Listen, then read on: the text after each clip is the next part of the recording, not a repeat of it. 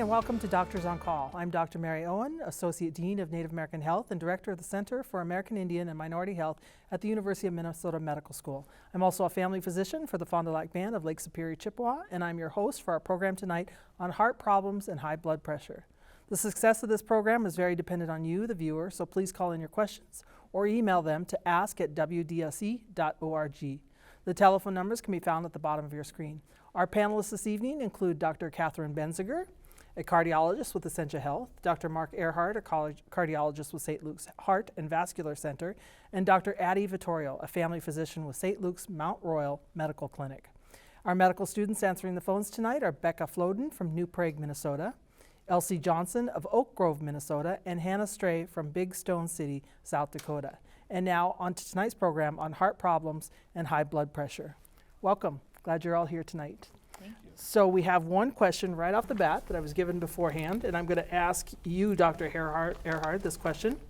What's the difference and pros and cons between an electrical cardioversion and an ablation, and what are the risks involved and success rates? So we have 2 hours tonight, or do we have just a few minutes? Really difficult. Atrial fibrillation is very common. Mm-hmm. The incidence, if you die of old age, is about 25% of us will experience atrial fibrillation during our lifetime. Obviously, some activities can make it much worse. But we have gotten better and better at being able to ablate and cure atrial fibrillation. Mm-hmm. And ablation is your best chance to do that if you're going to cure it. Mm-hmm. Now, you can go through a cardioversion, which will get you temporarily out of the rhythm. Mm-hmm. It may work longer if there's corrective behavior that you could do to reduce your risk, mm-hmm. but it doesn't do anything that's effective tomorrow. Mm-hmm. It gets you out of the rhythm now. And ablation has gotten better and better through the years. Through the last several decades, the improvement, the skills, the mapping of the heart has gotten so much improved. And our medication choices are very good to help people come out. But it kind of depends if it's an acute phase and there's a reversible cause, we'll often do a cardioversion and just get them out of the rhythm.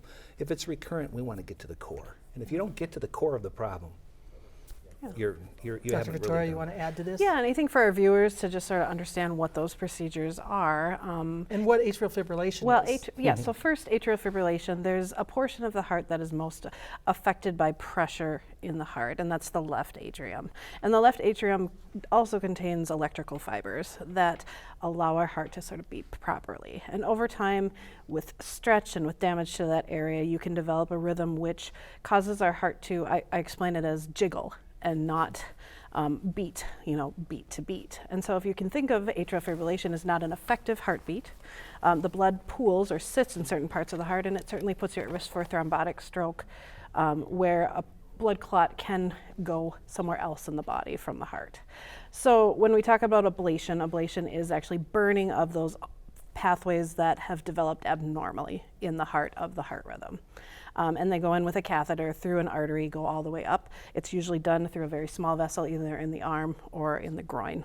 And then cardioversion is actually the process similar to what people think of being shocked during CPR, but a much sort of gentler, more planned process where electrodes or patches are placed on the chest and a directed, very organized electrical signal is given to the heart to shock it back to a normal rhythm. Thank you. Nice explanation. Mm-hmm. I had no idea that was up to a fourth. I hadn't heard that before. Up to people. Up to a quarter of. Oh, yeah. Yes, the incidence is huge. Yeah. And one of the biggest drivers that we've recently discovered is untreated sleep apnea. Mm-hmm. So we refer now all of our patients for a sleep study before undergoing ablation, and we find a lot of untreated sleep apnea. So that's something, if you snore, something that you could talk to your doctor about. The other thing with ablation is it doesn't necessarily reduce your risk of having a future stroke, and so we do often recommend people stay on their blood thinners even if they do undergo an ablation procedure. Yeah, and atrial fibrillation can happen in people just with lifelong hypertension. Chronic alcohol use can predispose you, or even heavy episodic use can predispose you to atrial fibrillation as well. Certain drugs that speed up the heart, things that affect the heart rhythm. That reminds me, we just talked earlier before this show about any amounts of alcohol. The new study that came out in the New York Times, that was reported in the New York Times, it's actually a study from last year, but it was reported just this month. And we talked about Dr. Earhart, you want to? Yeah, it used to be for cardiac conditions, people were recommending that up to 1 to 2 drinks, 1 for a woman, 2 for a man per day, was thought to be potentially even cardioprotective, meaning it raises the good cholesterol and may reduce, for that reason, cardiovascular heart attacks, etc., but not necessarily atrial fibrillation. Clearly, atrial fibrillation, alcohol intake, has always been associated with increased risk of atrial fibrillation, alcohol intake, and obviously the more likely. But I think it's interesting because this is the first time that people have talked about any alcohol for a cardiac condition being a negative thing. And so I think it's a change. I think the nice thing about science is hopefully it'll evolve. Hopefully we'll learn new things. If we're doing the same things we were doing 30 years ago, you don't want to see that doctor anyways. Another reason to get up tomorrow. I've always thought that. Science. I love it. We're finding out more and more. Dr. Benziger, I have to ask you, you did a show on young Mr. Hamlin, the football player, and what happened to him. Can you explain to this audience in case they didn't all see that show? Yeah, so there was an NFL player a few weeks ago who had a sudden cardiac arrest on the football field in the middle of a game. And it was thought to be due to something called commotio cordis, which was a sudden hit just at the exact right time during the cardiac cycle where his heart went into a funny heart rhythm. And he required to be shocked and get CPR in order to get him and his heart back into normal rhythm. He was in the hospital for a few days, but fortunately, it seems like has recovered fully and been discharged from the hospital. And I think the really important thing about this case is about the sports trainers and the first responders that were there on the field and how quickly he was able to get CPR and an AED, which saved his life. You and I were just talking before this show recently, just in the last 3 days, something similar happened to an 18-year-old sports player in England, and the exact same thing happened. Young people were able to, his teammates were able to do CPR, and they got a defibrillator, and they saved his life as well. So. I think, anyone can save a life. Knowing hands-only CPR is really critical. It's actually a Minnesota State high school standard that everybody learn how to do hands-only CPR. And you can just go to YouTube and watch a video from American Heart Association, hands-only CPR, or how to use an AED, and you could save a life. And it's gotten so much easier now that people don't have to stop and think about the breathing and everything else. They immediately, when someone goes down, they start that. Yes. Yep. Making sure that they can't be resuscitated otherwise. Yes. Yeah. And obviously calling 911 is really important, but sometimes in some of our areas it takes a while for 911 to respond. And so, for an emergency medical person to respond. And so you can, as the first responder, start hands-only CPR to help the blood circulate and continue getting some perfusion to the brain while you're waiting for police or an ambulance to come.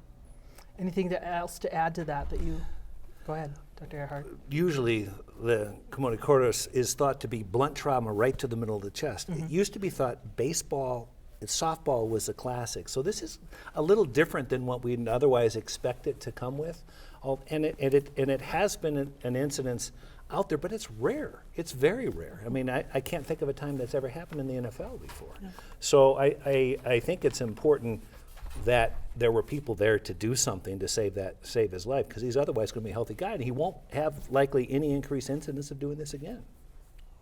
You're right. I remember hearing it about other sports, but I don't ever remember anything else. So. Yeah, I think when you look at the evidence in sports, most commonly would be hypertrophic cardiomyopathy or other inherited heart defects, and so I think this is incredibly rare. But he's obviously very fortunate to have the outcome that he had. And I think it sort of speaks to a lot of people were shocked by how long CPR was and what they were doing to this person on the field, and how just sort of, dramatic it seemed and how long it seemed, even though it was a very short period of time. And we do have to remember that he's a young, healthy individual. And when we do CPR out of the hospital or in the hospital, we don't normally have as great of outcomes as we would with a young, healthy, athletic person. But I think it really showed people, sort of what CPR actually looks like. Good point. Yeah, that was fascinating at a national level. And now he's out of the hospital, which is great. Okay. So I'm going to ask you, Dr. Benziger, what's the connection between magnesium and heart health? And how about for BVCs?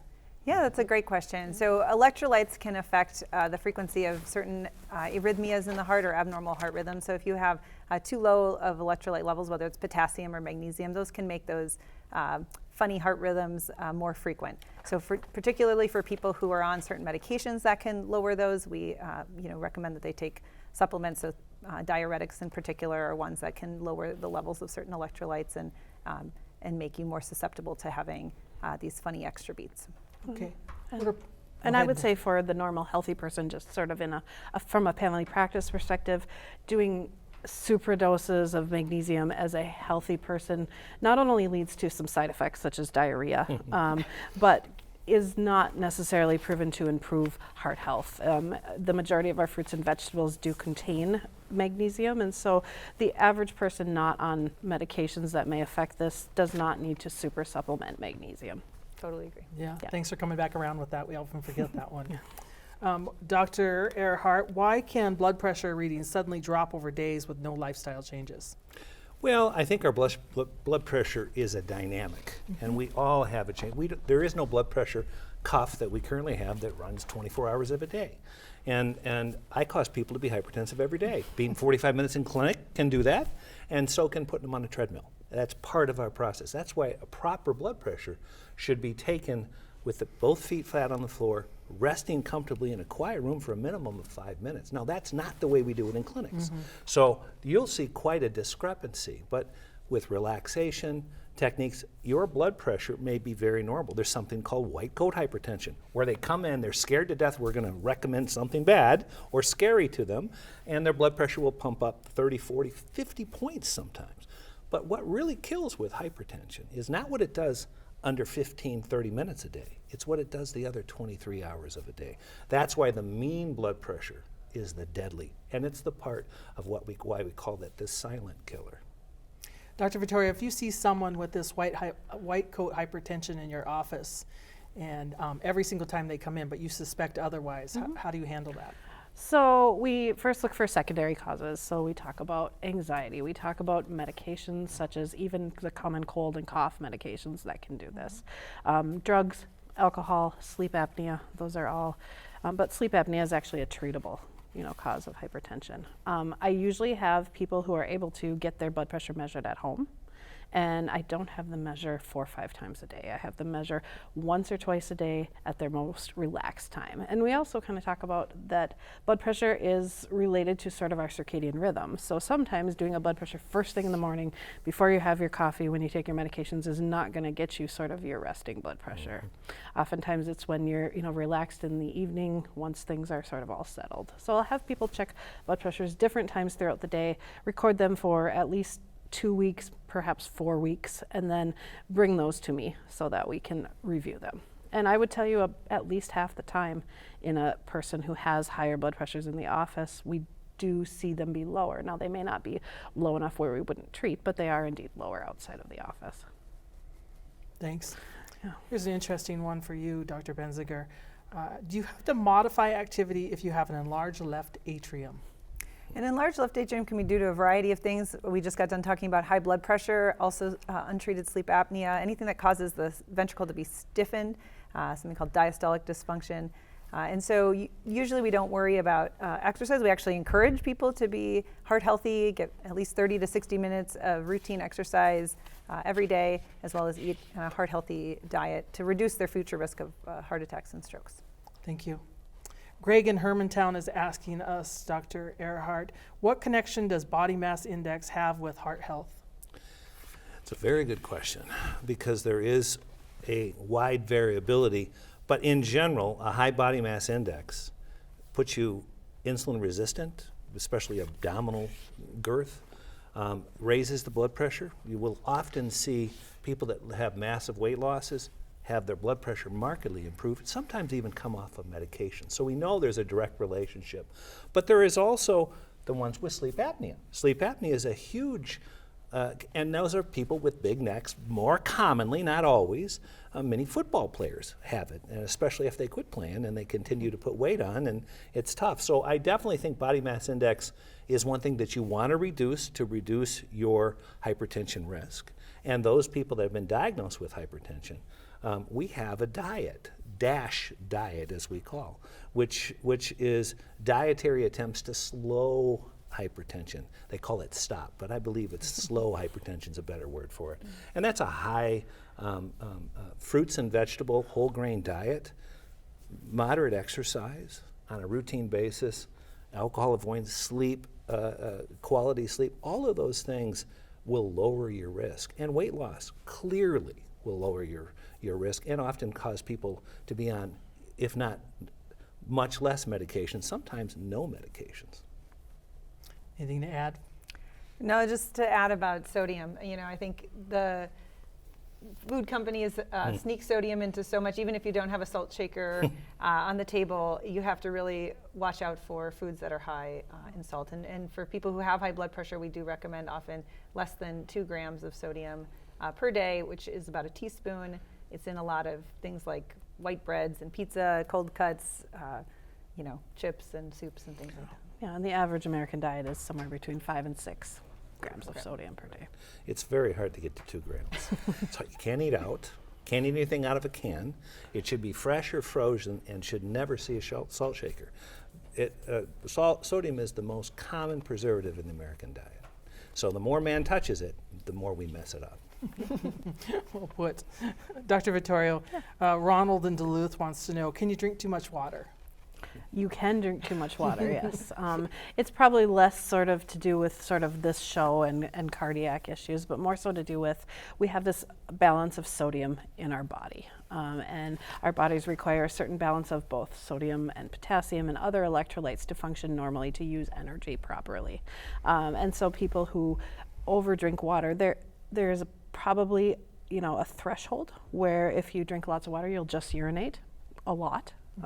But there's also a threshold where people can go above and they can actually change their sodium and their potassium and other electrolytes. And then things like the heart or your muscles or other things in your body don't function properly.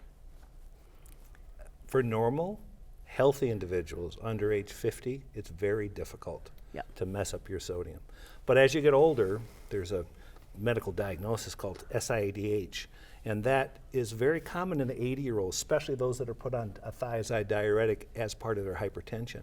And we see very low sodium levels in those patients, and we definitely will restrict free water with those patients on a routine basis. But for an otherwise healthy 50-year-old, you drink water till your urine is clear, and then you know you're well hydrated. Yep. It's a poor man's hydration test. Go ahead, Dr. Vittorio, you were I going to say forgot something. my thought. Yeah. And for those wondering, a thiazide diuretic is just a medication that helps lower your blood pressure by decreasing the amount of fluid. Yeah, we see the majority of people over drinking water in patients with psychiatric histories who drink gallons and gallons of water. The point is, it's hard to do. But I think it's important to note that your water intake doesn't necessarily influence your blood pressure all that much. It's sort of the salt that holds the water in certain parts of the body that affects the blood pressure the most. So in order to have higher blood pressures and drink lots of water, let's say someone is lightheaded and knows they need to drink lots of water to stay hydrated, they also should have some salt to kind of hold that water in the proper places in their body. Okay, Dr. Benzinger, very specific question from Kayla. Why do patients have open heart surgery versus a stent? Oh, that's a great question, Kayla. For people who have blockages in the heart arteries, the way we diagnose that most commonly is either with a CAT scan or something called an invasive coronary angiogram, where again we go through the wrist or the groin and take a look at the heart arteries. And at that point, if it seems like the lesion is in a place or in a blocked artery that is amenable to putting in a small stent, at that time of the procedure they will put in a stent. But if the lesion is in a position or there's too many blockages, sometimes then we would recommend coronary artery bypass surgery, which is a longer term, kind of more durable solution to be able to treat all those blockages. Dr. Earhart, you look like you want to add something. We, for 30 years, stents have been around, and they've gotten better in their design. But one thing we don't have yet is culotte stents, where you can stent a branch in an artery. So there are high-risk branches in arteries that we would rather treat with open heart surgery than stents, because they become complicated when you put stents against stents and you try to crush them against each other. And again, I agree totally. If your arteries look like sausages and there's blockage, you can't put a stent everywhere. that what you're going to add, Dr. Vittoria? Yeah, and I think, I mean, just for sort of people to know, stents are essentially, if you think of your blood vessel as a tunnel, they are sort of a wire mesh that has a particular coating that prevents things from sticking to it, that sort of opens up that tunnel. But a bypass is actually taking a vessel from another part of the body and taking that blood flow and sort of moving it downwards and kind of bypassing that blockage. Thanks for that explanation. Do you have to be on blood thinners when you're on these stents? Yeah, so after you get a stent, it's really important that you follow your doctor's orders. Most of the time you are on usually aspirin and another blood thinner. Some people, because of history of atrial fibrillation, are on an anticoagulant. But yes, usually for at least 6 months or up to a year, you're on an additional medication to help prevent a clot from forming in that stent. So it's not forever? Not typically forever. Usually aspirin for most people is forever, and I know this has come up a lot with the recent evidence that aspirin is not necessarily for everybody who hasn't had a history of heart disease. But if you've had a stent or bypass surgery, in general, people need to be on aspirin unless your doctor says it's okay to stop it. Okay. Dr. Vittoria, we have a really good question that I hear a lot from my patients. Can albuterol and other inhalers cause an increase in blood pressure? I would think just based on the inhalation and sort of how fast the drug is taken into the system, yes, it temporarily, there probably is a mild increase in blood pressure. There's probably more of actually a heart rate increase in the short term with things like albuterol. But the length of time that the drug actually is sort of active in that phase is short, less than 30 minutes or so. So even when people experience side effects such as tachycardia or rapid heart rate, it's usually very temporary. And if you need that medication, yep, you want to breathe before you. Exactly, because then your heart stops if you're not breathing. So. Other problems. Dr. Earhart, this is the AFib show tonight. Can taking certain supplements convert me out of AFib? You mean over-the-counter, publicly available supplements? The answer is no.